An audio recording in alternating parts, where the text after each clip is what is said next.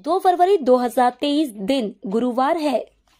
Welcome back to clean news MP. चलिए देखते हैं मध्य प्रदेश की 25 फटाफट बड़ी खबरों को। इससे पहले आप न्यूज को कहां से देख रहे हैं हमें कमेंट में जरूर बताएं। साथ ही वीडियो को लाइक करना बिल्कुल न भूलें। आयकर छूट की सीमा बढ़ने से एमपी के 1.25 लाख कर्मचारियों को होगा लाभ। केंद्र सरकार के बजट में आयकर छूट की सीमा 5 लाख से बढ़ाकर 7 लाख किए जाने से प्रदेश के 1.25 लाख कर्मचारियों को लाभ होगा। वह आयकर की सीमा से बाहर हो गए हैं। इनमें लगभग 80% कर्मचारी तृतीय और बाकी चतुर्थ श्रेणी के हैं। द्वितीय श्रेणी के अधिकारियों का वेतन भत्ता 7 लाख रुपए से अधिक होता है। इस कारण छूट की सीमा बढ़ने के बाद भी उन्हें लाभ नहीं मिलेगा। प्रदेश में नियमित संविदा और निगम मंडल मिलाकर लगभग 7.5 लाख कर्मचारी है। इनमें 4.25 लाख तृतीय श्रेणी है। मिशन 2023-24 पर नजर। बुंदेलखंड को साधने केन बेतवा लिंक परियोजना के लिए दिए 3,500 करोड़ रुपए। नवंबर में मध्य प्रदेश विधानसभा के चुनाव और अप्रैल मई 2024 में होने वाले लोकसभा चुनाव को देखते हुए सरकार अब केन बेतवा लिंक परियोजना के काम में गति लाएगी। यह केंद्र और राज्य सरकार की महत्वाकांक्षी परियोजना होने के साथ मध्य प्रदेश और उत्तर प्रदेश के बुंदेलखंड क्षेत्र को सीधे तौर पर प्रभावित करती है। इसके लिए केंद्र सरकार ने बजट में नदी जोड़ो परियोजना के तहत 3,500 करोड़ रुपए का प्राविधान रखा है। वहीं प्राथमिक कृषि साख सहकारी समितियों के कंप्यूटरीकरण के लिए भी आर्थिक सहायता दी जाएगी। इसके लिए प्रदेश सरकार द्वारा प्रस्ताव भेजा जा चुका है। पर्सनल टैक्स में छूट की सीमा हुई 7 लाख। केंद्र की नरेंद्र मोदी सरकार का यह आम बजट अगले वर्ष होने वाले आम चुनाव के पहले का अंतिम पूर्ण बजट था। केंद्रीय वित्त मंत्री निर्मला सीतारमण ने बजट भाषण में बड़ी घोषणा करते हुए टैक्स रिबेट को 5 लाख रुपए से बढ़ाकर 7 लाख रुपए कर दिया। इसके साथ टैक्स छूट की सीमा 2.5 लाख से बढ़ाकर 3 लाख रुपए कर दी गई है। इस घोषणा के बाद मध्यम वर्ग को बड़ी राहत मिली है। प्रधानमंत्री रोजगार सृजन योजना में 187 युवाओं को स्वरोजगार के लिए दिया ऋण। केंद्र और राज्य शासन द्वारा संचालित विभिन्न स्वरोजगार मूलक योजनाओं का जिले में प्रभावी क्रियान्वयन किया जा रहा है। जिले में प्रधानमंत्री रोजगार सृजन कार्यक्रम में 187 युवाओं को स्वरोजगार के लिए 5 करोड़ 80 लाख रुपए का ऋण दिया गया है। जिले में सभी संबंधित विभागों के अधिकारियों को निर्देश दिए गए हैं कि वे स्वरोजगार मूलक योजनाओं के तहत प्राप्त लक्ष्यों की पूर्ति इसी वित्तीय वर्ष में करें। कोशिश यह की जाए कि निर्धारित लक्ष्य फरवरी माह के अंत तक ही पूरे हो जाएं। जैविक खेती को प्रोत्साहित करने के लिए इंदौर में जैविक महोत्सव 3 फरवरी से। खेती में रासायनिक उर्वरक और कीटनाशकों का उपयोग बड़े पैमाने पर किया जा रहा है। इससे स्वास्थ्य पर विपरीत प्रभाव सामने आ रहा है। ऐसे में जैविक खेती को बढ़ावा देने के लिए किसानों को प्रोत्साहित करने की योजना सरकार ने शुरू की है ताकि किसान जैविक खेती कर अच्छी गुणवत्ता का अनाज पैदा कर सके। इंदौर में जैविक खेती को प्रोत्साहित करने के लिए जैविक महोत्सव आयोजित किया जाएगा। 3 दिन तक आयोजित होने वाले इस महोत्सव में किसान जैविक खेती की बारीकियां सीख सकेंगे। आत्मा परियोजना द्वारा इस जैविक महोत्सव का आयोजन किया जा रहा है। यह महोत्सव 3 से 5 फरवरी तक ग्रामीण हाट बाजार ढक्कन वाला कुआं परिसर में होगा। दिल्ली में नए मध्य प्रदेश भवन का आज उद्घाटन करेंगे सीएम शिवराज। देश की राजधानी दिल्ली में मध्य प्रदेश का नया भवन बनकर तैयार हो गया है। चाणक्यपुरी में बने नए मध्य प्रदेश भवन में अत्याधुनिक सुविधाएं दी गई हैं। इस नए भवन का उद्घाटन मुख्यमंत्री शिवराज सिंह चौहान आज गुरुवार को करेंगे। 6 फ्लोर के इस नए भवन के हर फ्लोर पर मध्य प्रदेश की कला संस्कृति की झलक दिखाई देगी। चाणक्यपुरी में मध्य प्रदेश का नया भवन करीब 1.5 एकड़ में बना है। इसे बनाने पर करीब 150 करोड़ रुपए का खर्च आया है। नए भवन में आधुनिक सुविधाओं के साथ साथ राज्य की संस्कृति, वन्य जीव, आदिवासी परंपरा, कला और राजनीतिक हस्तियों को चित्रों के जरिए प्रदर्शित किया गया है। नया भवन में 104 कमरों वाला है। इनमें 38 सामान्य और 66 डीलक्स रूम है। इसमें 4 वीआईपी सूट भी हैं। पात्रता परीक्षा में प्रशिक्षण के नाम पर शुल्क लेना गलत, वापस करवाएंगे, शिक्षा मंत्री बोले। मध्य प्रदेश कर्मचारी चयन मंडल द्वारा आयोजित शिक्षक पात्रता परीक्षा के आवेदकों से परीक्षा शुल्क के अतिरिक्त शिक्षा विभाग द्वारा प्रशिक्षण के नाम पर लिए जा रहे शुल्क को प्रदेश के शिक्षा मंत्री राज्य मंत्री इंदर सिंह ने गलत बताते हुए राशि वापस करवाने की बात कही। हालांकि उन्होंने इस शुल्क को लेकर चर्चा में कहा कि यह नियम वर्ष 2020 में कांग्रेस सरकार द्वारा बनाए गए थे। बेरोजगारों से अतिरिक्त शुल्क वसूलने की उनकी सरकार की कोई मंशा नहीं है। नौकरी देने से पहले बेरोजगारों से परीक्षा शुल्क के अलावा कोई शुल्क नहीं लिया जाना चाहिए। इसके लिए उक्त नियम में बदलाव करते हुए शुल्क दे चुके आवेदकों को राशि वापस करवाई जाएगी। मालूम हो कि मध्य प्रदेश कर्मचारी चयन मंडल द्वारा आयोजित शिक्षक पात्रता परीक्षा के आरक्षित वर्ग के आवेदकों से 50 रुपए और सामान्य वर्ग के आवेदकों से 100 रुपए अतिरिक्त शुल्क स्कूल शिक्षा विभाग ले रहा है। अभी तक प्राथमिक और उच्च माध्यमिक शिक्षक पात्रता परीक्षा के लिए 9,74,000 अभ्यर्थियों ने आवेदन कर दिए। विभाग का दावा है कि इस राशि से प्रशिक्षण दिलाया जाएगा।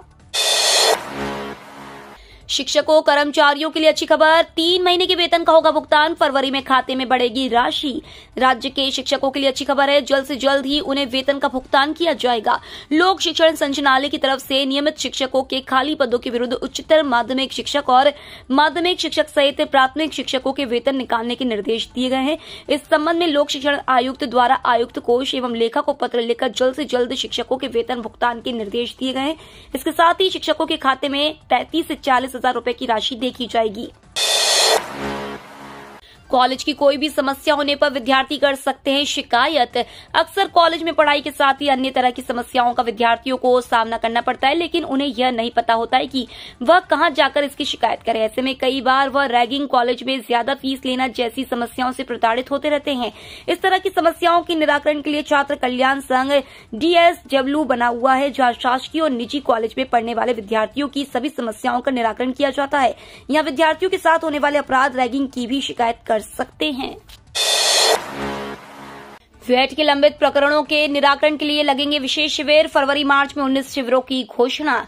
जीएसटी लागू होने के पहले प्रचलित कर प्रणाली वैट के पुराने लंबित कर प्रकरणों के निराकरण के लिए वाणिज्य कर विभाग ने विशेष मुहिम की घोषणा की है। विभाग फरवरी और मार्च में लंबित प्रकरणों के निराकरण के लिए विशेष कैंप का आयोजन करेगा। 6 फरवरी से शुरू होकर 17 मार्च तक कैंप आयोजित होंगे। प्रदेश के अलग अलग संभाग व जिलों में कैंप आयोजित होंगे। प्रदेश में जीएसटी लागू होने के पहले वैट के 3000 से ज्यादा कर निर्धारण प्रकरण लंबित बताए जा रहे हैं। इन प्रकरणों के निराकरण के लिए अब तक लगातार तारीखें आगे बढ़ाई जाती रही हैं। केंद्रीय बजट में मध्य प्रदेश को सौगात, 7 मेडिकल कॉलेजों में खुलेंगे नर्सिंग महाविद्यालय। केंद्रीय बजट में 2014 के बाद बने सभी मेडिकल कॉलेजों में नर्सिंग कॉलेज शुरू करने की घोषणा का मध्य प्रदेश को बड़ा लाभ मिलेगा। इस अवधि के बाद प्रदेश में 7 मेडिकल कॉलेज खुले हैं। इनमें खंडवा, दतिया, विदिशा, शहडोल, रतलाम, छिंदवाड़ा और शिवपुरी शामिल है। नर्सिंग कॉलेज खुलने से यहां BSc नर्सिंग और MSc नर्सिंग पाठ्यक्रम शुरू हो सकेंगे। प्रदेश में अभी 6 मेडिकल कॉलेजों में नर्सिंग के डिग्री पाठ्यक्रम चल रहे हैं। इनमें भोपाल, इंदौर, ग्वालियर, जबलपुर, रीवा और सागर के कॉलेज शामिल है। मौजूदा कॉलेजों में BSc नर्सिंग की 100 से 120 सीटें हैं। मध्य प्रदेश के अधिकारी कर्मचारियों को बड़े महंगाई भत्ते का इसी सप्ताह होगा भुगतान। प्रदेश के 7.5 लाख से अधिक अधिकारी कर्मचारियों को बढ़े हुए 4% महंगाई भत्ते का लाभ प्राप्त करने के लिए मार्च तक प्रतीक्षा नहीं करनी होगी। सभी कर्मचारियों को इसी सप्ताह इसका भुगतान होगा। इसके लिए वित्त विभाग ने सभी विभागों को बढ़े हुए भत्ते के देय कोषालय में लगाने के निर्देश दिए हैं। 10वीं 12वीं छात्रों के लिए महत्वपूर्ण खबर, परीक्षा नियम में बदलाव। बोर्ड परीक्षा के परीक्षार्थियों के लिए महत्वपूर्ण सूचना। 1 मार्च 2023 से कक्षा 10वीं और 12वीं की बोर्ड परीक्षा का आयोजन किया जाएगा। हायर सेकेंडरी और हाई स्कूल वार्षिक परीक्षाओं के आयोजन के लिए महत्वपूर्ण नियम और निर्देश तय किए गए हैं। इस बार परीक्षार्थियों को अतिरिक्त उत्तर पुस्तिका नहीं दी जाएगी। उन्हें एक ही आंसर शीट मिलेगी और उसी में छात्रों को सभी प्रश्नों के उत्तर देने होंगे। MP बोर्ड की परीक्षा का आयोजन 1 मार्च से किया जाना है। 10वीं और 12वीं के लिए होने वाली बोर्ड परीक्षा के लिए तैयारी पूरी कर ली गई है। वहीं नवीन नियम के तहत परीक्षार्थियों को केवल एक ही आंसर शीट मिलेगी और सभी प्रश्नों के उत्तर उसी आंसर शीट में देना अनिवार्य होगा।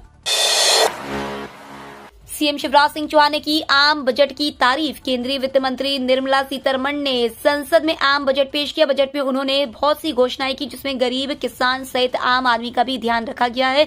मध्य प्रदेश के मुख्यमंत्री शिवराज सिंह चौहान ने आम बजट की तारीफ की है और ट्वीट कर प्रधानमंत्री नरेंद्र मोदी और वित्त मंत्री निर्मला सीतारमण की तारीफ की है।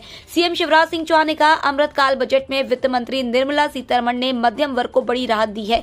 छूट की सीमा में वृद्धि और नई कर व्यवस्था में बदलाव से लोगों के हाथ में अधिक पैसा बचेगा, खपत बढ़ेगी और विकास को गति मिलेगी। यह देश की GDP में उनके निस्वार्थ योगदान का सम्मान करता है। आपको बता दें कि वित्त मंत्री ने आयकर छूट की सीमा 5 लाख रुपए से बढ़ाकर 7 लाख रुपए कर दी है। प्रदेशवासियों को 22,000 करोड़ रुपए की सब्सिडी देगी शिवराज सरकार। मध्य प्रदेश की शिवराज सरकार प्रदेश की जनता के लिए कई कल्याणकारी योजनाएं चला रही है। सरकार का ऊर्जा विभाग अटल गृह ज्योति योजना के माध्यम से बिजली उपभोक्ताओं को सब्सिडी दे रही है। सरकार की तरफ से कहा गया है कि इस साल इस योजना से लाभान्वित होने वाले उपभोक्ताओं की संख्या बढ़ेगी। इसके साथ ही सब्सिडी की राशि भी बढ़ेगी, जिसमें प्रदेशवासियों को 22,000 करोड़ रुपए की सब्सिडी देगी शिवराज सरकार। महाकाल मंदिर में नई प्रोटोकॉल व्यवस्था हुई शुरू। 250 रुपए का टिकट लेकर दिया जा रहा प्रवेश। उज्जैन के महाकालेश्वर मंदिर में बड़ी संख्या में श्रद्धालु दर्शन करने के लिए पहुंचते हैं। त्योहार का समय हो या फिर आम दिन, यहां पर भक्तों की संख्या कभी भी कम नहीं होती है। प्रोटोकॉल के तहत यहां पर अति विशिष्ट वीआईपी को शासन द्वारा दी गई सुविधाओं के मुताबिक दर्शन करवाए जाते हैं। इन वीआईपी को छोड़कर अब जो दर्शनार्थी प्रोटोकॉल के माध्यम से दर्शन करना चाहते हैं उनके लिए 250 रुपए टिकट की व्यवस्था लागू कर दी गई है। आज से इस व्यवस्था की शुरुआत हुई है और पहले दिन लगभग 150 टिकटों की बिक्री हुई है। महाकाल मंदिर प्रबंधन समिति की ओर से पिछले दिनों एक बैठक आयोजित की गई थी। इस बैठक में यह निर्णय लिया गया था कि शासन की प्रोटोकॉल के मुताबिक जो वीआईपी दर्शन करने के लिए आते हैं उन्हें मुफ्त में दर्शन करवाए जाएंगे। अमित शाह ने कहा, देश भर में 80 करोड़ लोगों को मिला आयुष्मान योजना का लाभ। केंद्रीय गृह मंत्री अमित शाह ने कहा कि देश भर में 80 करोड़ लोगों को आयुष्मान योजना का लाभ मिला है। इसका श्रेय प्रधानमंत्री नरेंद्र मोदी को देते हुए उन्होंने यह भी कहा कि 2014 से देश भर में मेडिकल कॉलेजों की संख्या 387 से बढ़कर 596 हो गई है। शाह उज्जैन के समीप ग्राम हासामपुरा में स्वामी नारायण संस्था द्वारा बनवाए गए नेत्र चिकित्सालय का वर्चुअली शुभारंभ के बाद संबोधित कर रहे थे। गृह मंत्री शाह ने कहा कि उज्जैन धाम में श्री महाकाल महालोक करोड़ों लोगों की आस्था का केंद्र बना है। भगवान महाकाल का मंदिर वेदों के समय से ही काल गणना का केंद्र रहा है। 3 साल के कार्यकाल का रिपोर्ट कार्ड जनता के सामने रखेगी सरकार। 23 मार्च को शिवराज सरकार के वर्तमान कार्यकाल के 3 साल पूरे होंगे। इस दौरान सरकार ने जो काम किया है उसका रिपोर्ट कार्ड जनता के सामने रखा जाएगा। इसमें कोरोना संकट से निपटने, अर्थव्यवस्था को पटरी पर लाने और विकास कार्यों की जानकारी दी जाएगी। यह बात मुख्यमंत्री शिवराज सिंह चौहान ने बुधवार को मंत्रालय में collector, commissioner, IG, SP conference में दी। पशु वैज्ञानिकों की टीम ने कुनू में देखी दक्षिण अफ्रीका से आने वाले चीतों की तैयारी।